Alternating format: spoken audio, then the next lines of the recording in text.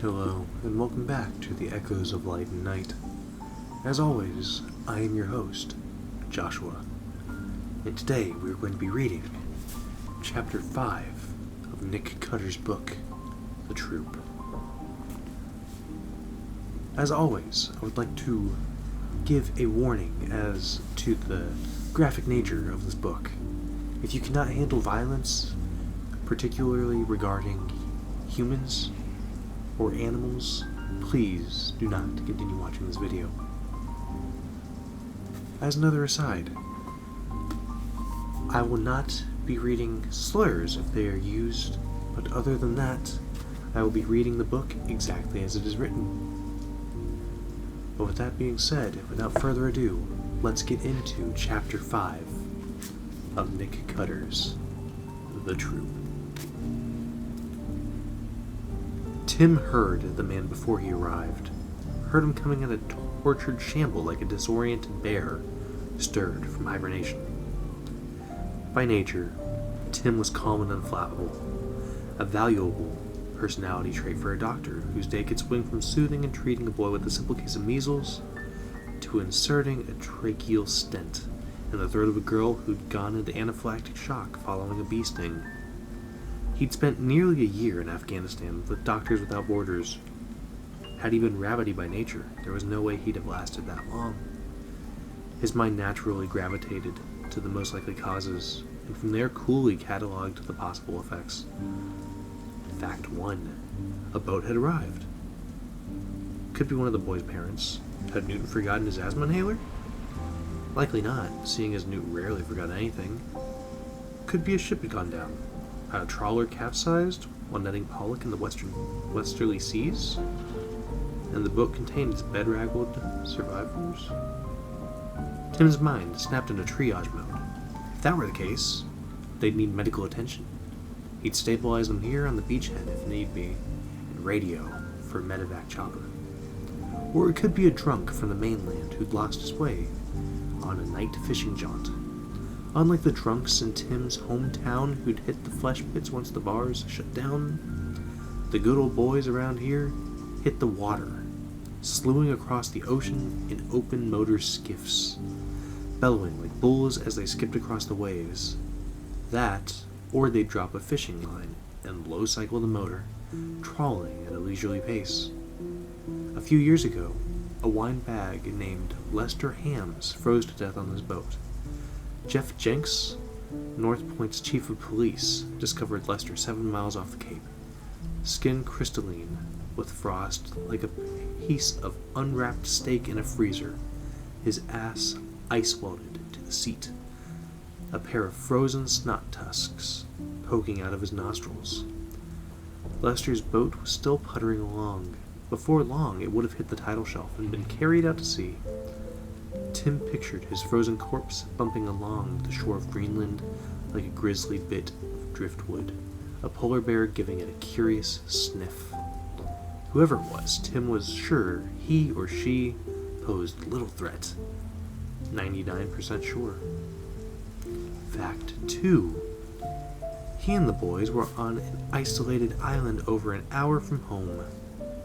No weapons other than their knives, blades no longer than 3.5 inches as outlined in the Scout Handbook, and a flare gun. It was night. They were alone. Tim eased the porch door open with his boot. It issued a thin squeal,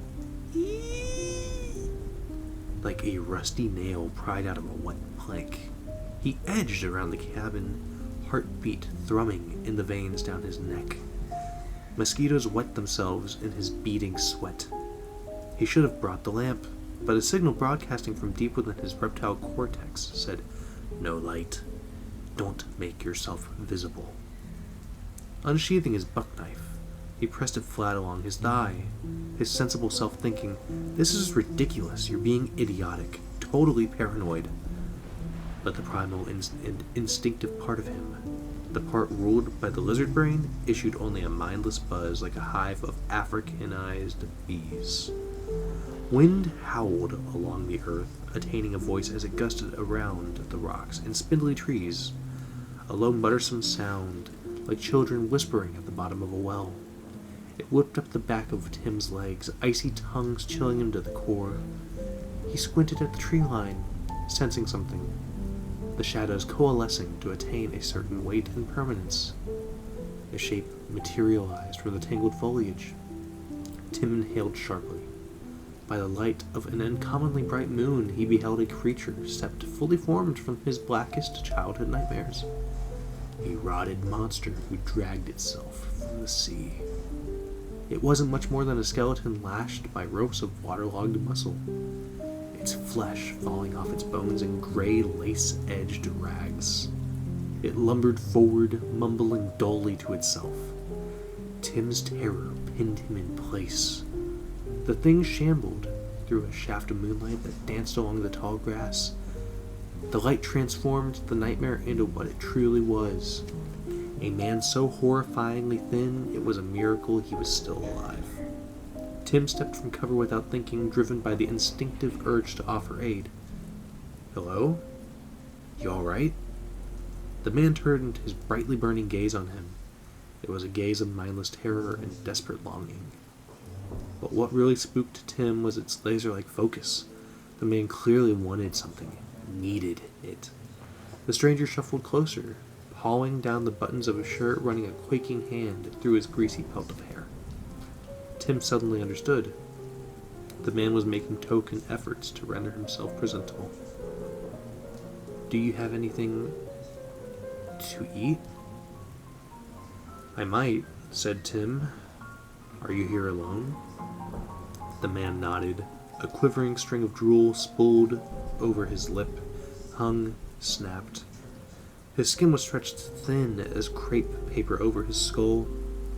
Capillaries wormed across his nose, over his cheeks and down his neck like river routes on a topographical map.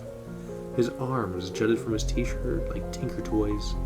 The skin was shrink-wrapped around the radius and ulna bones, giving his elbows the appearance of knots in a rope.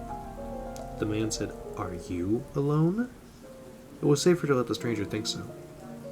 "Yes, I'm doing some geological surveys." The man picked up a handful of coarse soil and stuffed it in his mouth. To Tim, it looked like an involuntary reflex action, same as blinking your eyes. "Whoa, hey, you don't have to eat that," Tim said, struggling to maintain his calm. "I have food." The man smiled. A death's head grimace. His lips were thin, bloodless fillets. His gums had receded severely, making his teeth look like yellowing tusks clashing inside his mouth. Dark soil lodged in their chinks. "Food, yes. So nice. Thank you." As a doctor, Tim had dealt with the human form in all its revolting variations. He'd entered colostomy bags, seen throbbing tumors pulled out of stomachs, but this man was sick in some unnatural way that Tim had never encountered. It sent a spike of pure dread down his spine. "Unclean," his mind yammered. "This man is unclean." The man's stink hit Tim flush in the nose, a high, fruity reek with an ammoniac undernote. Ketosis. The man's body was breaking down its fatty acids in a last-ditch effort to keep his vital organs functioning.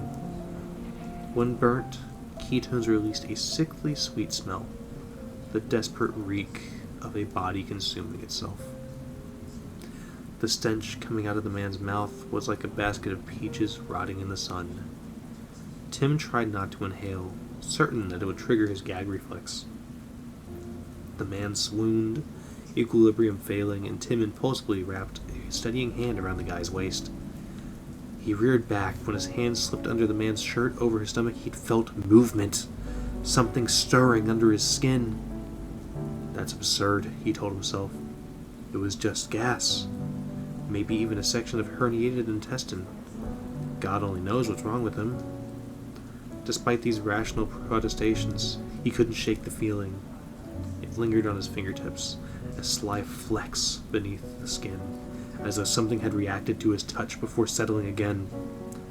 The man shuffled toward the cabin and its burning lamp with moth-like determination. His moonlight-glossed eyes were a pair of blown fuses screwed into the fleshless mask of his face. Tim stuck his arm out, palm up, stopping him. A purely instinctive gesture. He didn't want this man in the cabin with the boys. Not yet, maybe not at all. "Wait a sec, hold your horses," he said, addressing the man as he might a hyperactive child. "Are you lost? Do you even know where you are? I've never seen you around." The man pushed his body against Tim's palm, rocking slightly so the pressure intensified. Slackened, intensified again. Tim got the sense the man knew it must have revolted Tim. The fluctuating contact, the man's skin weeping oily sweat like the residue of an ancient crankcase. Tim laughed as if this were all a joke, some weird misunderstanding. But there was a brittle glass snap edge to his laughter that transformed it into a loony cackle. "I'm lost," the man said. "Lost and unwell. Just a night. I'll leave in the morning. Please, feed me." "Do you have a family?" Tim couldn't explain why this seemed crucial. Was this man missed by anybody at all? "Is anyone looking for you?" The man only repeated himself. "Just one night. Food. Please." Tim debated leaving him. He could bring food out, let him feed in the woods. His word choice puzzled him, yet it felt right. This wasn't a man who wanted to eat. This was a man who needed to feed. Tim could restrict the boys to quarters even, eliminating all contact. Leaving the man out here would against just about every tenet of the Hippocratic Oath, but an aspect of good doctoring was triage. He couldn't save everyone. Sad fact of life. So you saved the youngest, or the ones with the best hope of survival? "Please." The man offered the most wretched smile. Could Tim possibly leave him alone and starving a few feet outside the cabin? Could he live with that stain on his soul? No. He could figure this out. He must take every available precaution, but it could be managed. The man's eerie thousand-yard smile persisted. Was it some kind of ailment Tim was unfamiliar with? A wasting away disorder? Or just a commonplace malady run amok?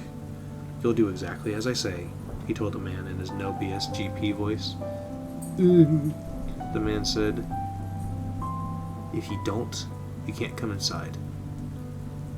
The man's body butted Tim's palm, the hardness of bone through the thinnest veneer of flesh. To Tim, it felt like a plastic tarp, draping a pile of shattered bricks. Come on, then. And that was chapter 5 of Nick Cutter's book, The Troop. As always, I hope to see you in the next video where I will be reading chapter 6 of Nick Cutter's The Troop.